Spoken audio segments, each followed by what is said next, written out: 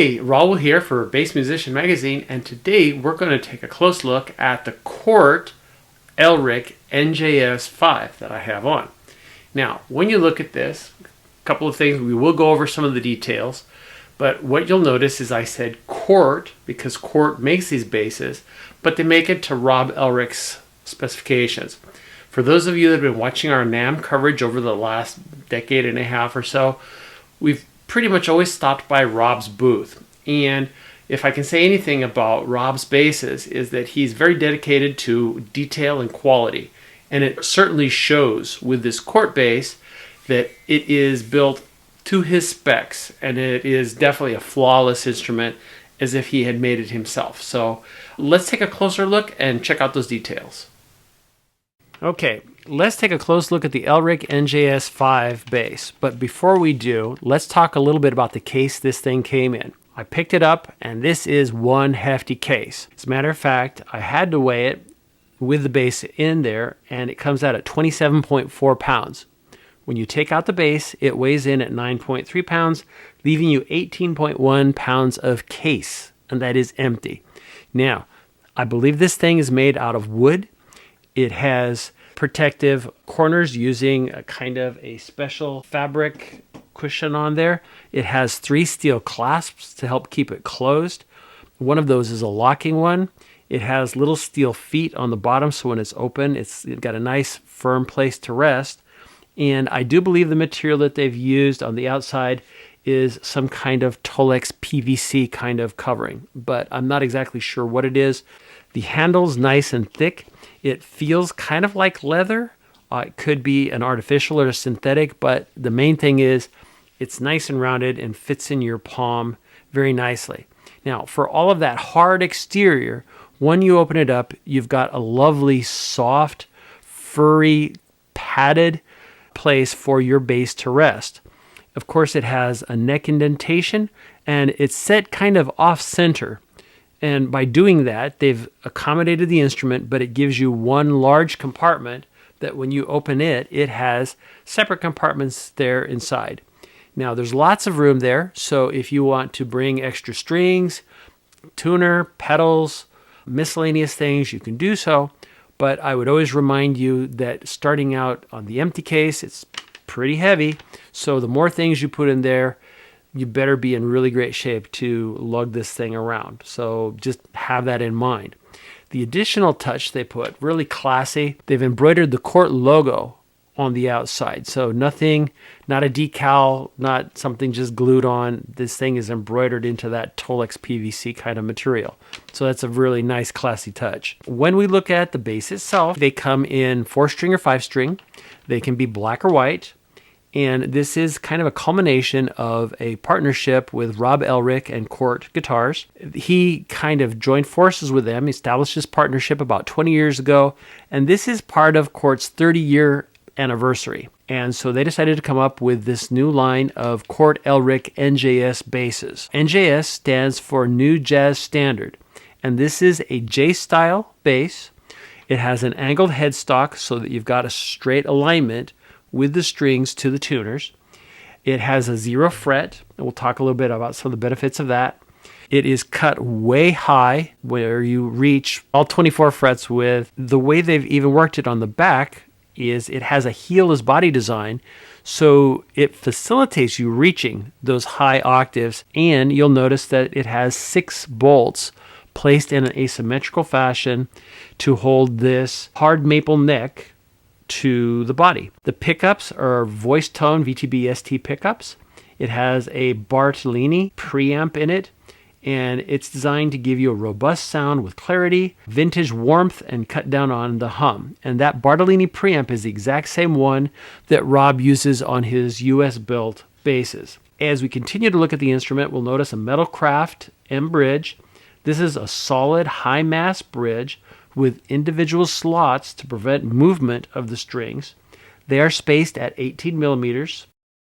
The control setup is a straight line, and they're chrome knobs. It has volume to start out with, closest to you, kind of in between the 2 pickups. Then you move to the blend of the 2. Then treble, mid, and bass, the farthest away. It's got kind of a pearloid, white, mother of pearl looking kind of pick guard on here. The hard maple neck itself is made out of 3 pieces, and it is maple on both neck and fingerboard. You have hip shot ultralight tuners, and these are a 20-to-1 ratio. They are cast zinc and aluminum, and because of that, they come in with 30% less weight. The 0 fret is something that's kind of new to me, but the way it is designed, it helps set your string height, and no matter what the gauge of the string is. And because of that, if you change your strings, you don't have to resize or replace the nut, and it helps you avoid unwanted friction. Another key thing about the angled headstock is that with it being leaned back and having that straight alignment, the idea is you're going to get longer sustain and even resonance, and it doesn't have a string tree on there. Other details, this has got 24 frets. It's a 35-inch scale with white pearloid block fret markers. As I mentioned, the hardware is chrome. The nut itself is bone, and it comes with D'Addario EXL 170-55L strings. Let's see how it sounds.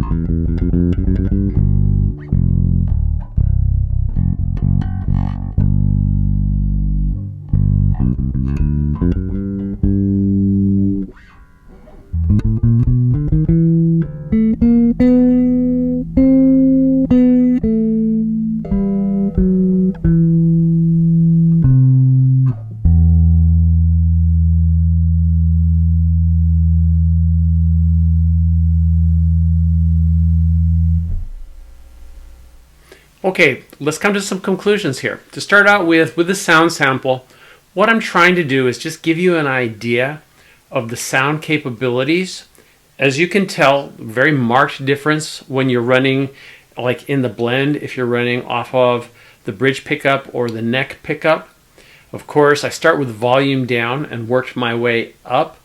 I did tend to get just a little hiss when the treble is high, but just dialing that back a touch and kind of keeping the bass and the mids a little at the higher end suited my taste in music. Now, that said, if you want to hear somebody play a lot more, because all I'm trying to do is give you a sound sample, if you go to cortguitars.com, they've got some people playing that you can see this bass in action. And of course, as always, the best way to know if a bass is going to sound right for you is for you to try it yourself. But this gives you some ideas. Depending on the kind of music you play, this would be fitting. Now, with the spacing, one thing that I noticed particularly, this looks very good for slapping and popping because you've got lots of room with that 18mm spacing between the strings, so you're not going to be too tight there. You got plenty of room to do what you got to do there. Next, the quality of this instrument, as you can see, lovely balance, very comfortable on the body. The neck is just delightfully smooth like butter. Again, they did great not having tuners be too heavy. So again, perfect balance. That's very nice. All the contours are just fabulous, and this is a joy to play. The key thing that comes across with all of this is the attention to detail in the design. Everything between the inclination of the neck, the 0 fret, the choices in electronics, the way that the knobs are set up. All of these are very user-friendly. And again, the heel is designed reach. If you are the kind of player that plays up here in your higher registers, this just makes it super easy. And so you've got extraordinary reach there. One thing I don't think I mentioned, structurally it's important, is they did use an alder body with this. And that is an important thing to keep in mind because you're getting a lot of your sonic benefits from them going with alder. Next, I did spend a little time talking about the case, and it has, again, it's a very solid case, it's a very protective case. It would be the kind of case I'd want if I were going on the road perhaps, or if I had to move and take my bass with me.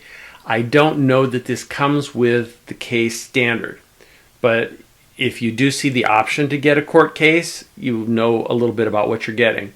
Heavy, strong, it has its pluses. Now, for day-to-day use, I would get a gig bag right off the bat. So, you know, whether you like gig blades, whether you like mono, whether you like fusion cases, any of those would work great if you wanted to just, you know, slip this around and back. But I do believe that it comes with a gig bag, and I don't know anything about that because I saw the case. Now, that ties into cost with these. These are very accessible cost-wise, again, because Cort is building them. For the 5-string, you're in the ballpark of around $1,499, so just under $1,500, and that is with a gig bag. For the 4-string, it's $100 less, so you're $1,399. Again, very reasonable for the quality of and craftsmanship that you will find in this bass. Lastly, the most important part is that if you want to know if this is going to be the right bass for you, you're going to have to test drive it yourself. And so you can see what it does in your hands, how it feels to you. Those are the most important things. It doesn't matter how I like it, it's what works for you. So if you want more information, go to cortguitars.com, click on basses, you'll get to the Elricks, and you can get all the details that you want. You can check out their sound samples. So this has been Raul for Bass Musician Magazine, and we've been taking a closer look at the Cort Elrick NJS 5.